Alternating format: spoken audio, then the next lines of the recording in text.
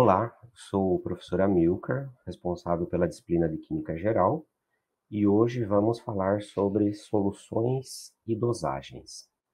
Então, o que vem a ser um soluto, o que vem a ser um solvente? Então, quando você tem uma mistura do tipo homogênea, você tem uma determinada espécie dissolvida dentro de uma outra espécie.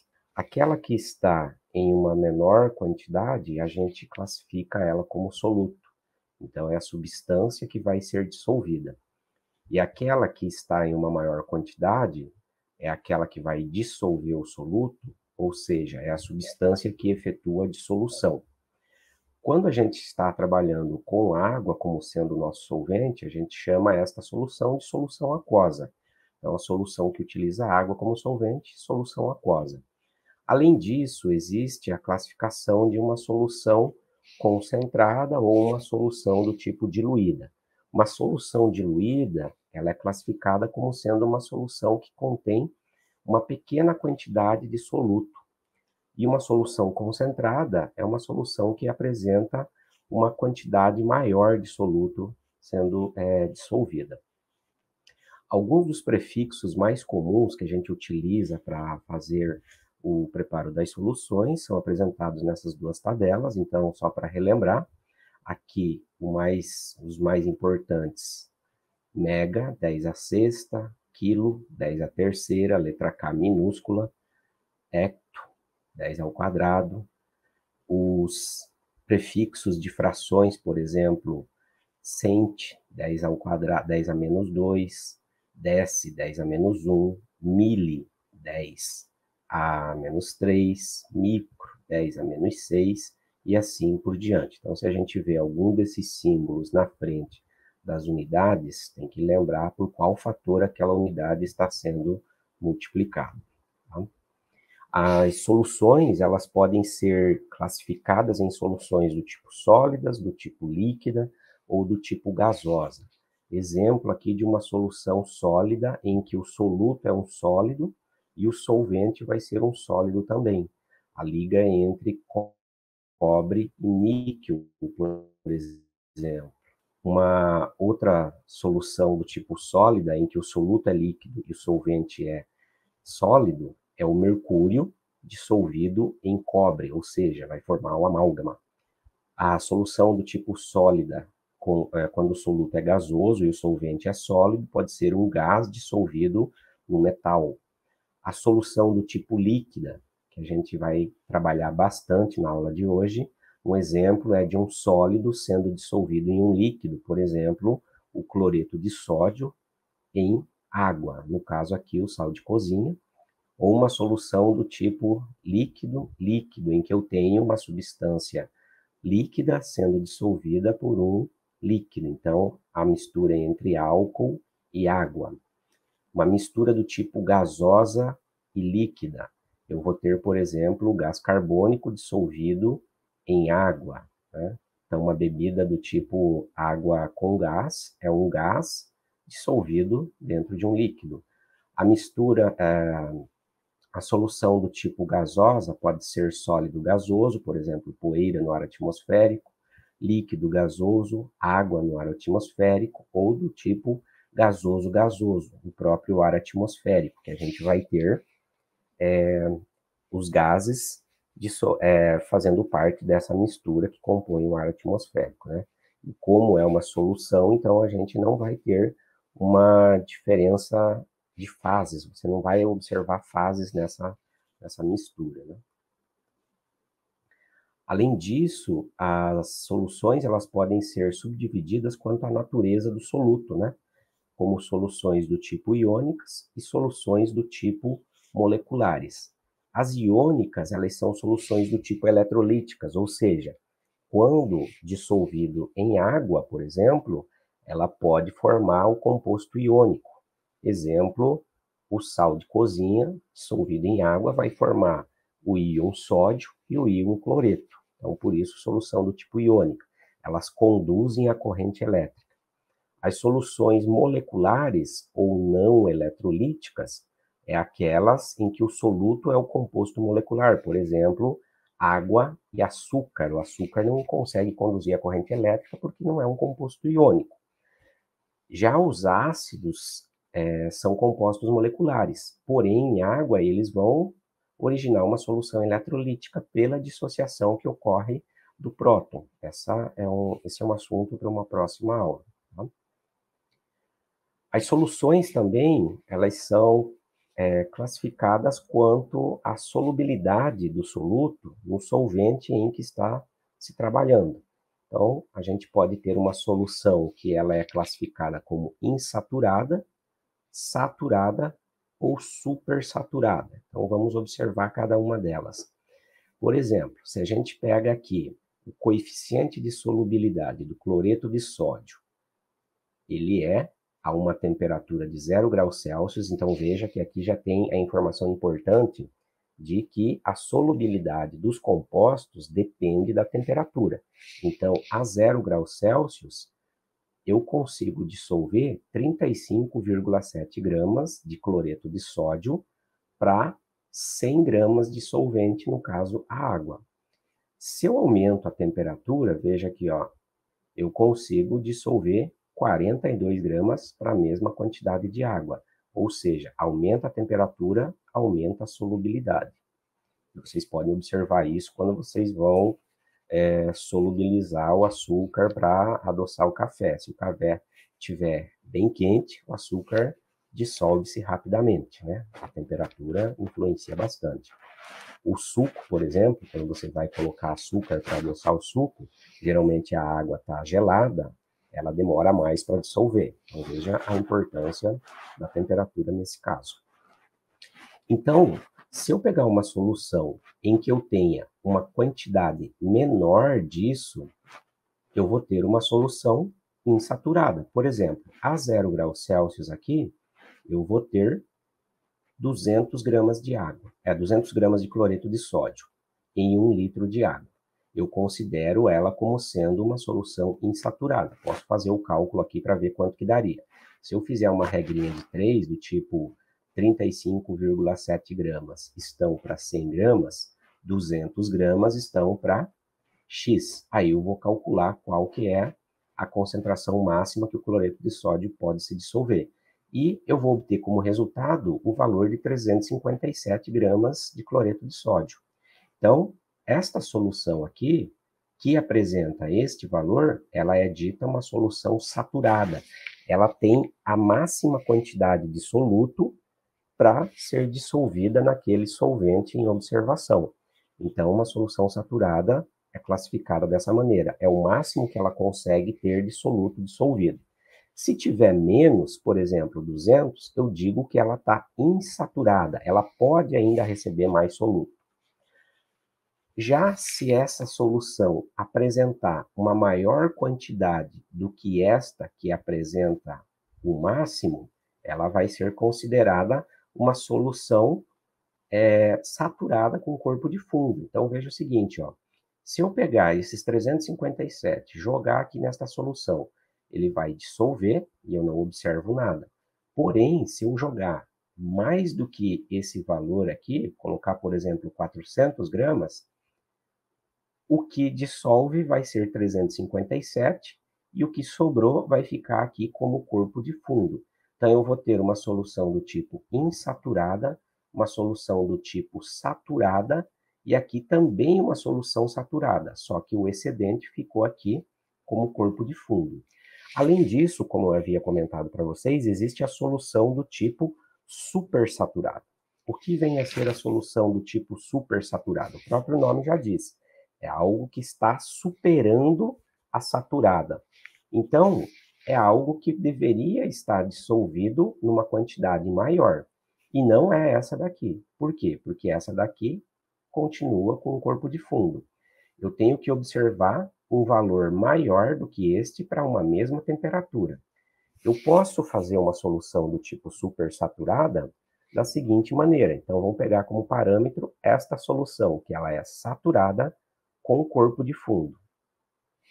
A gente pega esta solução a uma mesma temperatura e eu vou aquecer ela.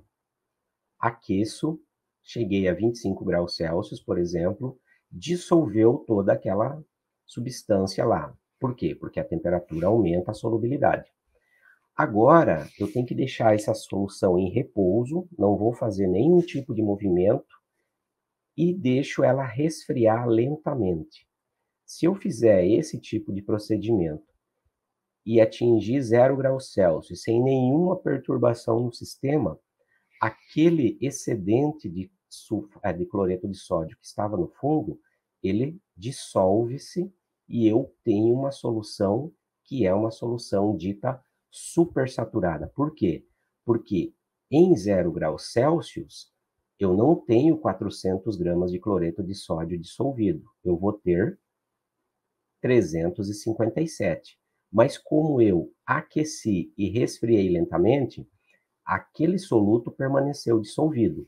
Mas qualquer perturbação que ocorrer no sistema, se eu pegar esse frasco, agitar ele, dar uma batidinha, jogar um pequeno cristalzinho ali, todo o excedente vai precipitar aqui no corpo de fundo, voltando a ficar nesta condição. É o mesmo que acontece, por exemplo, quando você coloca uma bebida para gelá-la no freezer, do tipo uma cerveja. Ela congela mais ou menos a uns 2, 3 graus Celsius ali, mais ou menos, depende do tipo de cerveja. E se você deixar no freezer lá, tem uma temperatura que vai até menos 6 graus Celsius, menos 7 e assim por diante. Você, quando vai pegar ela, ela está líquida. Mas no momento que você agitou, perturbou, ela congela instantaneamente, ou seja, o efeito do superresfriamento.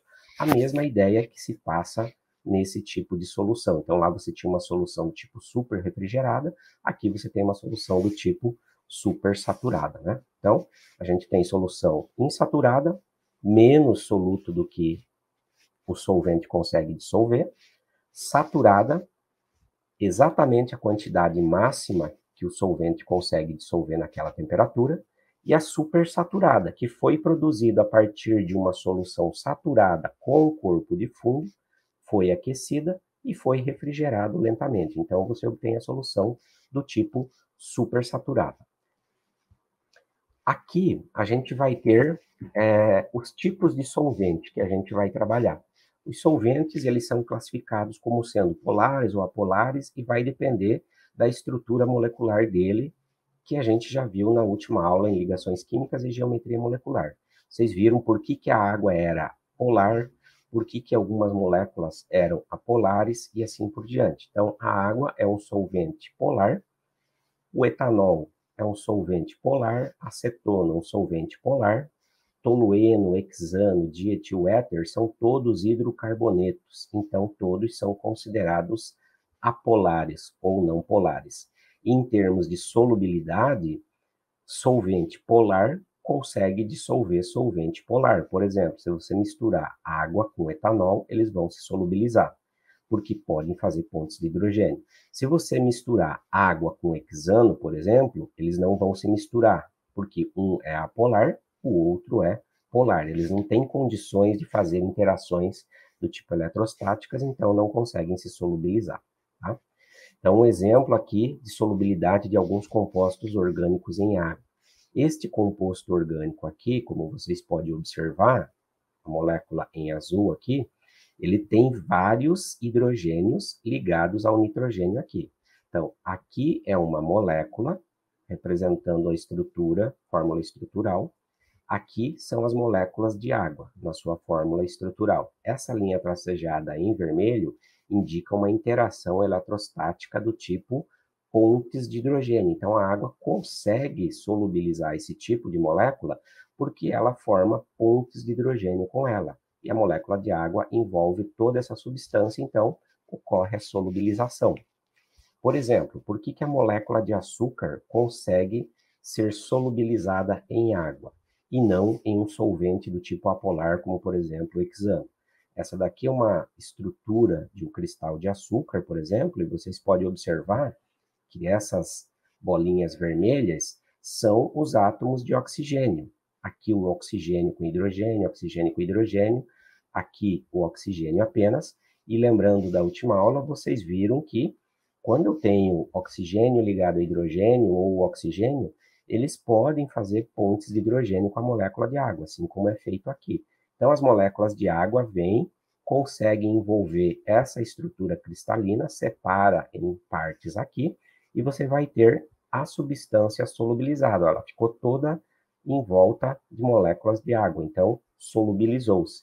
Porém, ela não conduz a corrente elétrica como o cloreto de sódio, porque não formou cargas iônicas. Então, uma solução não eletrolítica, né? Aqui o outro exemplo de solubilidade, a gente tem um exemplo da vitamina A, esta molécula grande aqui, e o que, que a gente pode observar? Essa estrutura toda aqui é uma estrutura composta por hidrocarbonetos, carbono e hidrogênio apenas. Então, toda esta parte é apolar, e aqui tem apenas uma hidroxila na ponta, parte polar da molécula. Só que essa estrutura aqui é muito grande. As moléculas de água não conseguem envolver a molécula como um todo. Então, ela é insolúvel em água. Então, a vitamina A, ela não é hidrossolúvel, ela é lipossolúvel, né? Já a vitamina C, como vocês podem observar aqui, ela tem essa estrutura aqui, onde apresenta vários oxigênios ligados ao hidrogênio, ou os oxigênios aqui, que são capazes de fazer pontes de hidrogênio com a água. Então, esta molécula aqui, por exemplo, ela é hidrossolúvel e ela não é lipossolúvel. Então, ela não se solubiliza em compostos apolares, ela se solubiliza em água. Então, ela é hidrossolúvel, lipossolúvel, lipo de gordura, tá? Então, só para relembrar, as misturas, como a gente viu na última aula, elas podem ser classificadas em heterogêneas e homogêneas. As heterogêneas, elas não são totalmente uniformes, por exemplo, água e óleo, você vai ter duas fases. E as misturas do tipo homogêneas têm uniformidade, ó. Se eu misturar sal de cozinha com água, numa concentração em que não fique corpo de fundo, eu não vou observar mais do que uma fase. Então, eu digo que é uma solução ou mistura homogênea. Então, eu posso classificar as misturas homogêneas como sendo soluções. E esse vai ser o foco da nossa aula para fazer os cálculos das concentrações, tá? E o que, que vem a ser a concentração? A concentração de uma solução nada mais é do que a quantidade do componente de interesse, ou seja, o quanto de soluto, né, quantidade de soluto, pela quantidade de material total, ou seja, a quantidade de solução. E a solução nada mais é do que o soluto mais o solvente. Então, a concentração de uma solução, ela é a quantidade de soluto sobre a quantidade de solução. Lembrando que a solução é composta pela soma do soluto e o solvente. Essa concentração, eu posso expressar ela em termos de concentração comum ou concentração em quantidade de matéria. Por exemplo, aqui é uma concentração em quantidade de matéria.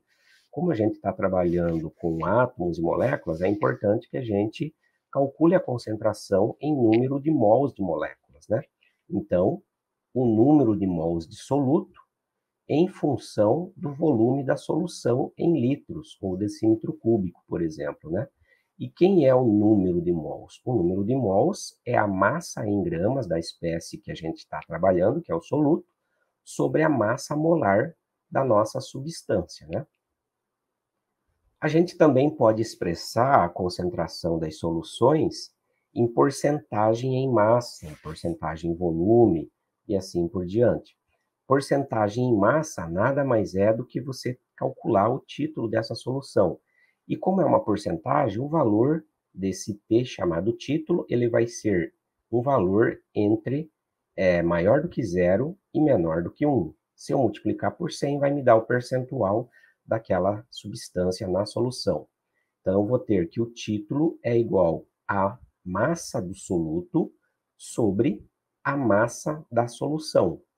E a massa da solução nada mais é do que a massa do soluto mais a massa do solvente. Então, eu posso calcular a minha concentração dessa maneira. Por exemplo, essa solução é 2% ácido acético.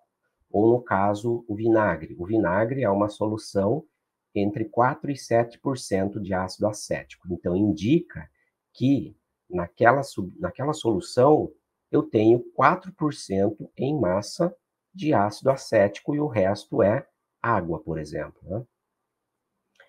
A concentração comum é uma das unidades de concentração que a gente também trabalha, e ela nada mais é do que a massa do soluto dividido pelo volume da solução. Então, por exemplo, aqui, ó, preparar uma solução aquosa, 5 gramas por litro de cloreto de sódio, né?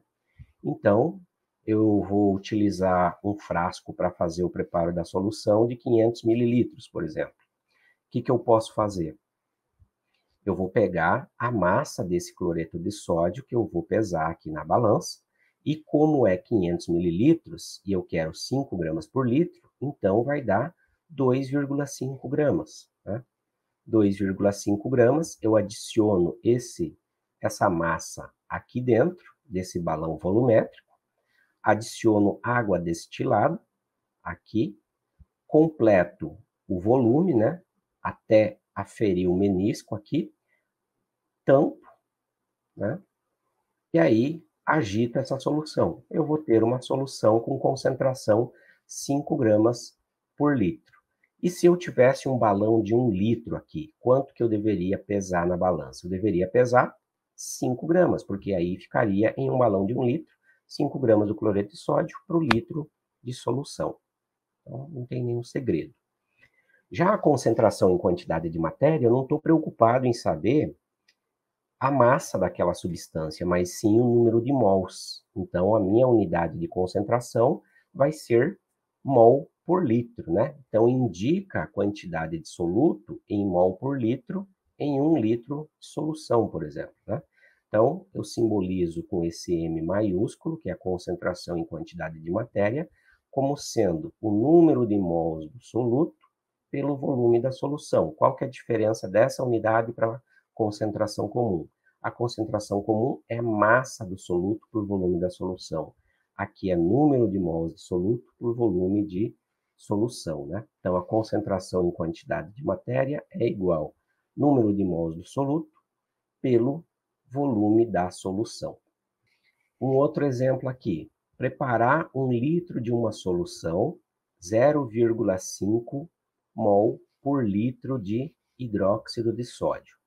Esse símbolo M maiúsculo aqui, ele quer dizer mol por litro. Ainda a gente utiliza muito no laboratório, porque é mais fácil você colocar o valor e aí o símbolo M maiúsculo, que a gente entende que isso significa mol por litro. Porém, aí o PAC recomenda que se utilize este tipo de simbologia e não esse tipo de simbologia, tá? Mas se vocês verem ou assim, indica a mesma coisa. Então, a concentração em quantidade de matéria é igual à massa do soluto pela massa molar, que multiplica o volume da solução em litros. Veja aqui, ó, preparar 1 litro de uma solução 0,5. Aí eu vou observar quais são as condições que o problema me forneceu. Inicialmente, eu preciso saber qual é a massa molar do hidróxido de sódio. Então, eu vou pegar a tabela periódica e ver qual é a massa do sódio, 23, do oxigênio, 16, do hidrogênio, 1. Ou o próprio frasco já traz esse valor aqui. A concentração que eu quero preparar, esse M aqui, é 0,5 mol por litro. Então, já foi fornecido. Então, o peso molecular, somando as massas atômicas, deu 40 gramas por mol, né? 23 mais 16 mais 1, 40. O volume que eu quero preparar é de 1 litro. Então, veja que a nossa única incógnita aqui é a massa do composto que eu vou utilizar. Isolando a massa nessa equação, passa tudo isso para cá multiplicando, eu vou ter o quê? Peso molecular, 40 gramas por mol, volume da solução é 1 litro, a concentração que eu quero é 0,5 mol por litro. Aí eu posso fazer uma análise dimensional para ver qual é a unidade que sobra. Então, 1 mol com este mol aqui eu consigo eliminar, esse litro com este litro aqui eu consigo eliminar, né? Então, sobrou a unidade de concentração correta, que é o que eu esperava para a unidade de massa. Então, 20 gramas. O que significa dizer aqui?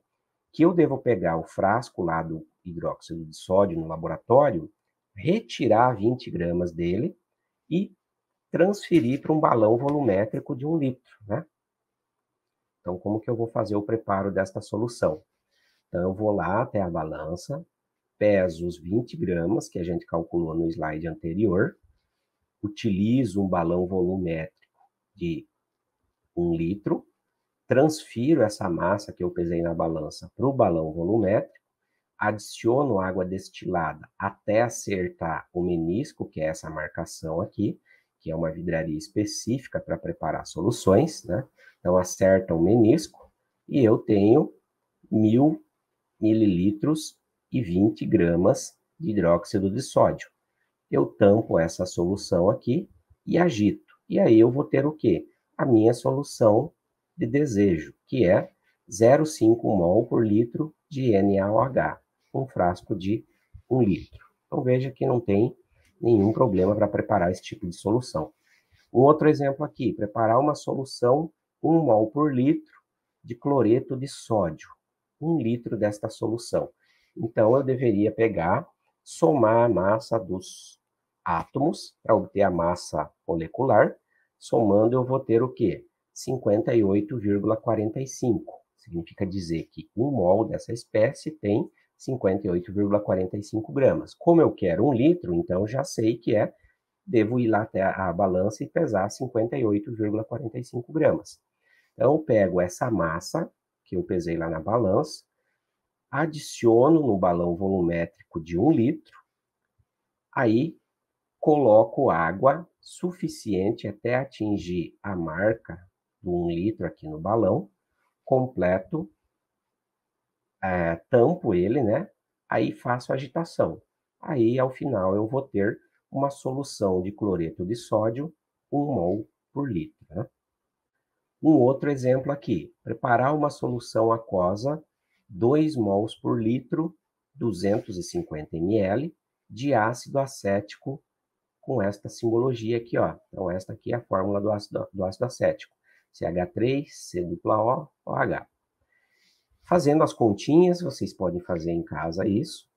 Qual seria a massa ou o volume dessa espécie que eu iria utilizar? Aqui eu estou utilizando a massa que eu tenho necessidade. Então, o ácido acético, considerando que ele está puro, eu vou lá, preciso de 30 gramas. Eu vou até a balança, é uma substância líquida, e vou pesar 30 gramas. Ou, conhecendo a densidade, eu posso converter isso daqui para volume. E aí eu não preciso usar a balança. Pego uma pipeta e consigo retirar o volume exato, transfiro para um balão volumétrico de 250 mililitros, adiciono água até completar o volume desejado, tampo e faço a agitação. E aí vou ter a minha concentração, 2 mol por litro de ácido acético, né?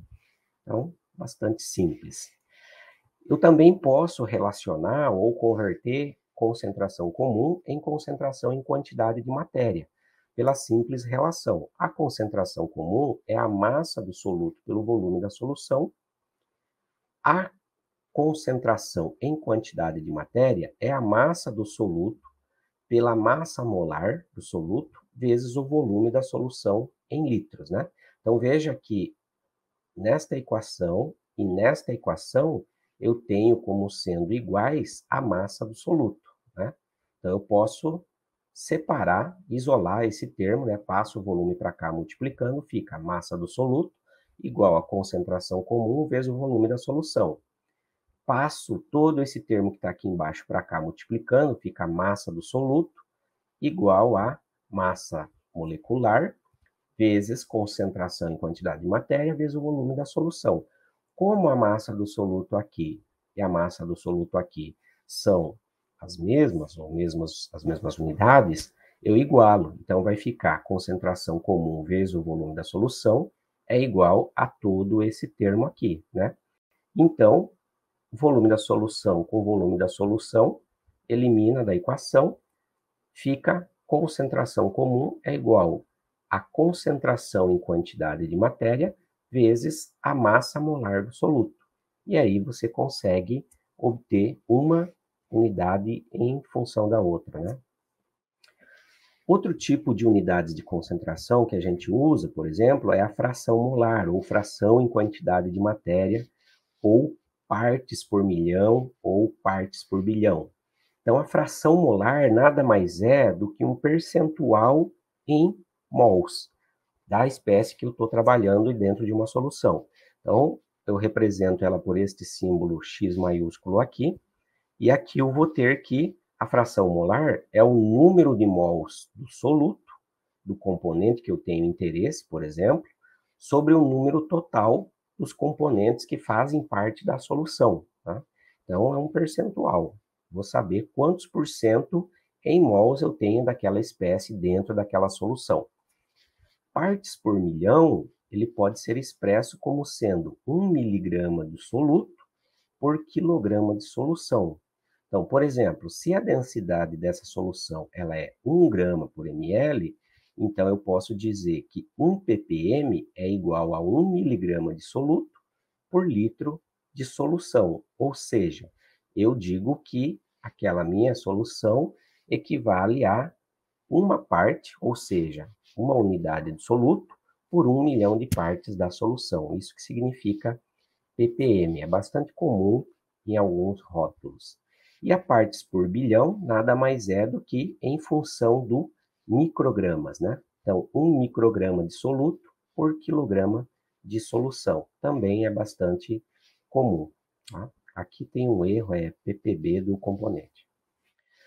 As soluções também, eu posso fazer diluições dessas soluções. Por exemplo, aqui, ó, vou preparar um suco. Esse suco aqui tem um pozinho.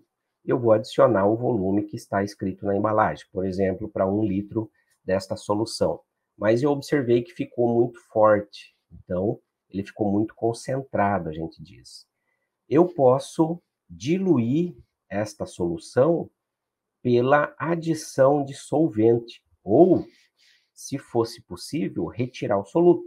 Mas eu não tenho essa capacidade, eu não consigo ir lá e pegar o soluto com a minha mão. É difícil, então eu adiciono mais solvente e vou ter uma solução diluída, ou seja, menos concentrada. Então eu posso pegar uma solução original e fazer diluições dela. E eu posso calcular também as concentrações dessas novas soluções diluídas, tá? Então, um exemplo aqui, ó. Qual o volume de cloreto de potássio? Então, eu tenho uma solução de cloreto de potássio, 12 mol por litro. Então, eu preparei essa solução. E eu quero saber quanto que eu preciso dela para preparar uma solução 1,5 mol por litro de cloreto de potássio, 5 litros. Então, a gente tem que foi fornecido concentração da solução inicial, 12 mol por litro. Da solução final, 1,5 mol por litro. O volume que eu devo pegar da solução inicial é o que eu quero saber.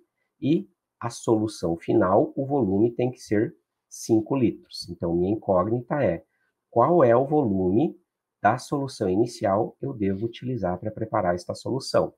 Então, eu vou ter que a concentração inicial vezes o volume inicial vai ser igual à concentração final vezes o volume final, ou seja, posso também substituir por molaridade, aqui, ó, M1V1 é igual a M2V2, né? Fazendo essas continhas aqui, rearranjando, isolando o volume, eu vou ter que o resultado vai ser 0,625 litros, ou 625 mililitros. Então, o que eu devo fazer? Eu devo pegar 625 mililitros da solução de cloreto de potássio, transferir para um balão volumétrico de 5 litros e completar o volume com água. Nessas condições, eu vou ter uma solução final de 1,5 mol por litro de cloreto de potássio, ou seja, veja que a concentração aqui é menor do que a concentração original, então teve um processo de diluição nessa etapa. Alguns fatores que afetam a solubilidade desses componentes. Por exemplo, alguns sais eles são solúveis, outros não são solúveis. E o que vai dizer o que vai ser solúvel e insolúvel vai ser a força com que as substâncias interagem entre si. Por exemplo, a interação entre soluto-soluto, se ela for muito forte, ela não consegue ser rompida para criar uma nova interação do tipo soluto-solvente. E aí a substância passa a ser insolúvel, né? Agora, se a interação soluto-soluto consegue ser rompida pelo solvente e forma uma nova interação mais forte entre soluto e solvente, a sua substância vai se solubilizar. Por exemplo, cloreto de sódio é extremamente solúvel em água. Cloreto de prata é insolúvel. Por quê? Porque o cloreto de prata tem uma atração eletrostática muito intensa entre o átomo de cloro e o átomo de prata, forma uma rede cristalina muito forte, então a água não consegue dissolver. Outro tipo de efeito que ocorre na solubilidade é o efeito da pressão. Então, a gente sabe que quando você abre um refrigerante e ele está quente, por exemplo, você observa que vai extravasar, geralmente. Se você agitar um pouquinho, então ele vai extravasar. Por quê? Porque o gás, ele é pouco solúvel em alta temperatura, né? E ele está pressurizado ali dentro. Então, por que o gás está pressurizado ali? Ó? Porque a hora que você aumenta a pressão, você aumenta a solubilidade dele. A hora que você abre a tampinha ali, ele vai extravasar, ainda mais se estiver quente. A temperatura diminui a solubilidade. A temperatura diminui, a maior temperatura, né? Então, aqui um exemplo de efeito da pressão. Como a gente pode observar aqui nesse cilindro, eu tenho esse êmbolo aqui eu tenho uma solução, e aqui eu tenho as bolinhas que representam as moléculas de uma substância gasosa. Se eu aumentar a pressão, então eu vou forçar esse êmbolo a baixar, vindo para cá. O que vai acontecer com essas moléculas no estado gasoso? Elas vão ser forçadas a passar para o estado líquido aqui, ó. Elas vão se dissolver aqui nesse solvente. Então, quando eu aumento a pressão, eu vou aumentar a solubilidade dessas espécies em solução aqui, tá? A temperatura, ela também influencia na solubilidade. Aquele exemplo que eu dei no início da aula, né? Se você pegar um suco, colocar açúcar, geralmente água gelada, demora a dissolver. Se você pegar um chá quente ali, colocar o açúcar, você observa que dissolve muito mais rápido. Então, maior temperatura, maior solubilidade. Existem algumas exceções, por exemplo, o sulfeto de cério, ele diminui a solubilidade quando a temperatura é aumentada. Mas, geralmente, ocorre que quando você aumenta a temperatura, a solubilidade vai aumentar. Então, a gente observa esse gráfico aqui, e a gente tem aqui a solubilidade de um determinado composto, a quantidade em gramas dele, por 100 gramas de solvente água. Então, aqui a gente tem a temperatura. Vamos pegar como exemplo esse composto aqui, ó, nessa linha amarela aqui, ó, o nitrato de chumbo. Se eu tiver uma temperatura de 0 graus Celsius aqui, a quantidade que é dissolvida desta espécie em 100 gramas de água é mais ou menos 35. Então, o coeficiente de solubilidade aqui seria 35 gramas de nitrato de chumbo por 100 gramas de água. Se eu aumento a temperatura para 20, por exemplo, o que eu observo aqui? Ó? Então, eu pego o 20, eu venho aqui. A quantidade dele que se dissolve é mais ou menos 55, né? Pela escala aqui. Então, aumentei a temperatura, aumentou a solubilidade. Então, aumentar a temperatura aqui para 50, vem para cá, na linha amarela. Eu observo que a quantidade dele que se dissolve é de 85 aproximadamente. Então, veja que essas linhas aqui, elas estão subindo, indicando que aumenta a solubilidade quando aumenta a temperatura, o que é natural, porque as moléculas se agitam mais, então você vai ter uma maior eficiência, um maior choque entre as moléculas. Entretanto, esta espécie aqui é uma exceção. Ela tem uma solubilidade diminuída quando você aumenta a temperatura, porque esse tipo de processo aqui é um processo do tipo exotérmico, né? Então, aumenta a temperatura, a tendência dele é que diminua a solubilidade. Já os gases, por exemplo, eles vão diminuir a sua solubilidade com a temperatura. Vamos observar aqui. Esse gás, ou este, é o gás metano, gás oxigênio, monóxido de carbono, gás hélio. Se a gente pegar, por exemplo, o oxigênio aqui, ó, a uma temperatura de 10 graus Celsius. A solubilidade dele em mol por litro aqui tá mais ou menos 1,8 por aí, né? Agora, se eu pegar a temperatura aqui de 30, mais ou menos, ó, eu vou observar que vem para 1,1 mais ou menos. Então, diminui a solubilidade dele quando a temperatura aumenta. Como vocês podem observar, os refrigerantes, por isso que é aconselhável beber eles gelados, porque se você diminui a temperatura, a substância, que é o gás que está lá dentro dissolvida, ela mantém-se em maior concentração dissolvida. E aí você, quando ingere essa bebida, você está ingerindo uma maior quantidade daquela substância que está no estado dissolvido. Isso significa que o sabor vai ser diferente. Se você aquecer aquela bebida, o gás vai embora, então altera o sabor. É como se você pegasse um refrigerante ali, tirasse o gás dele por aquecimento e ingerisse. Você ia observar que o sabor ia ser totalmente diferente. Mas o que é importante observar aqui? Que a solubilidade dos gases diminuem com o aumento da temperatura, né?